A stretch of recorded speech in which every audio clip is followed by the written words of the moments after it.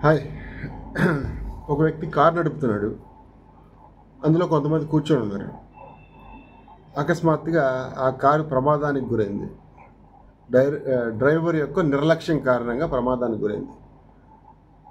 అందులో కారులో ప్రయాణిస్తున్న ప్రయాణికులకి ఏమైనా బాధ్యత ఉంటుందా అంటే ఖచ్చితంగా ఉండదు. కారణం ఏమిటంటే కారు అనేది పూర్తిగా డ్రైవర్ యొక్క అదుపులో ఉంటుంది. స్టీరింగ్ తిప్పాలా, లేకపోతే గేర్ వేయాలా, లేకపోతే బ్రేక్ కొట్టాలా, క్లచ్ నొక్కాలా, ఇత్యాది విషయాలన్నీ కూడా ఆయన కంట్రోల్లో పూర్తిగా ఉంటాయి. అలాంటి కారు ప్రమాదానికి గురైనప్పుడు కేవలం డ్రైవర్ మాత్రమే బాధ్యుడు. చట్టం కూడా అదే చెప్తుంది.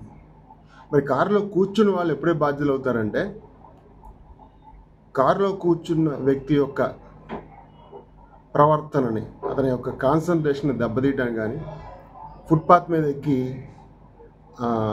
నిబంధనలకు విరుద్ధంగా, ట్రాఫిక్ నిబంధనలకు విరుద్ధంగా ప్రవర్తించడం కానీ, దీని యొక్క కాన్సన్ట్రేషన్ ప్రత్యక్షం కానీ పరోక్షం కానీ దెబ్బతీయడం అంటూ జరిగితే దానికి సంబంధించి వారు కూడా బాధ్యులు అవుతారు. కారణం ఏమిటంటే ఈయన అదుపులో ఉన్నప్పటికీ కూడా వారి యొక్క ప్రవర్తన కారణంగా ఈయన యొక్క కాన్సన్ట్రేషన్ దెబ్బతిని తద్వారా యాక్సిడెంట్ జరిగితే మాత్రం కారులో ఏ వ్యక్తి అయితే అలాంటి పని చేశాడో ఆ వ్యక్తి కూడా పరోక్షంగా కారణం అవుతాడు. అందుకు సంబంధించి క్రిమినల్ యాక్షన్ ఆయన మీద కూడా తీసుకోబడుతుంది. వైకేరియస్ లయబిలిటీ అనేది ఇక్కడ అప్లికబుల్.